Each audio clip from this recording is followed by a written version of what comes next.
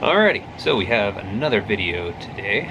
This one is going to be the next gift in this series of gifts for Christmas. This one is being made, as per usual, as my normal self, on Christmas Eve.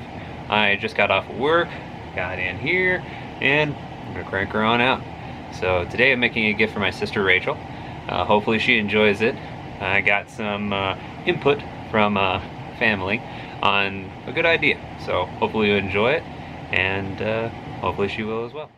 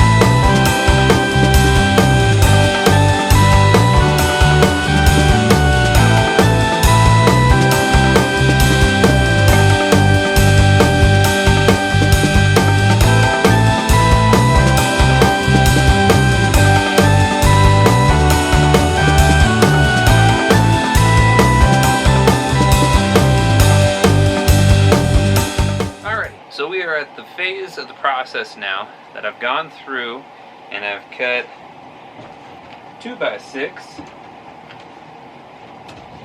this guy, down to a length of about 4 feet and ½ inch.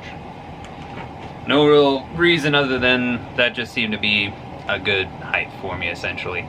So that'll give me enough length for the top plate and the letters underneath it, as you saw earlier. And I went through and sanded the whole project, so it's now pretty much ready to go. I need to go through and make the notch in the bottom for the leg that is going to hook into it, and then I have the 2 side pieces that kick off of it. Each of those are 8 inches, or just under 8 inches actually. I think it was 7 3/4 is when I ended up deciding on it, because I cut one length that looked to be about good to keep it from toppling without getting too long, and then I just cut the 5½ inches out of that dimension and made 2 legs to make it the identical length, so that way it's a perfect square, and it'll help the whole process along, being able to keep that solid look to it, and also it'll just make the process a lot easier for screwing it all together and mounting it all up.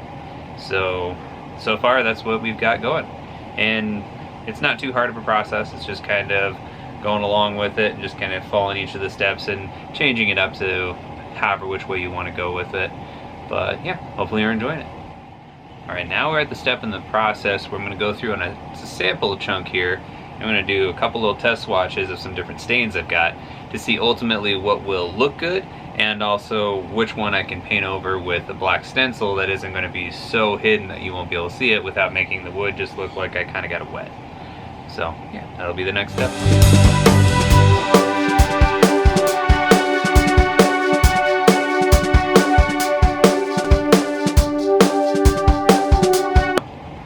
So we've got up here, this has got the Jacobine, and then we've got the red mahogany, and then over here is the Ponderosa Pine. So it's a lot more of a amber tone out of everything else, versus this is definitely a lot more of a red tone. I do like how the grain shows up versus this is more of a dark look to the grain here. I do like the inverted look, do not get me wrong, I really love the Jacobine, but it is too dark for having any kind of lettering. On that same note, over here is the, what's that, Black Cherry by Rust-Oleum, and that is just absolutely gorgeous. The same downfall as the Jacobine is that you have no ability to write anything on there unless you use something that's like a metallic or very white, and we're going for not that kind of look. So anyway, it looks like it'll probably be between the Ponderosa Pine and the Red Mahogany.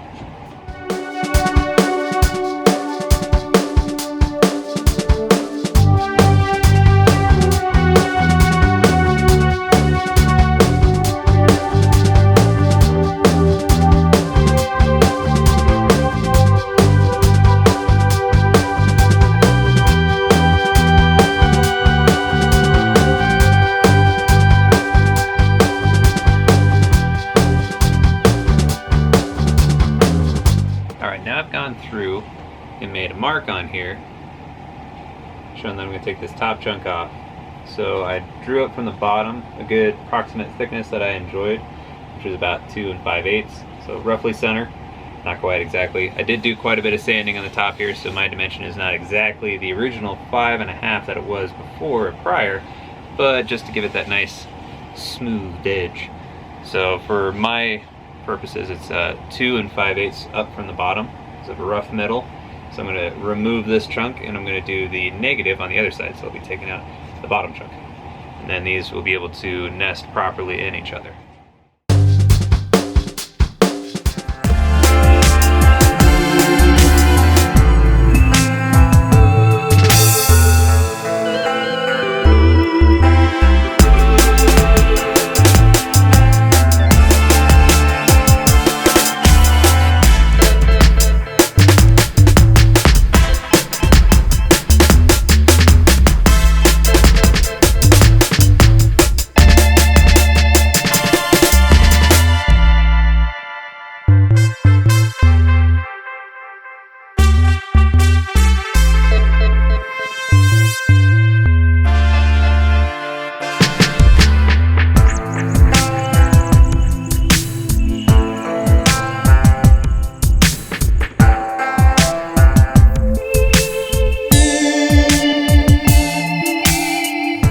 Comes the fun part. We're going to go through and start the staining process, and then we're going to see exactly the true colors that this project will take.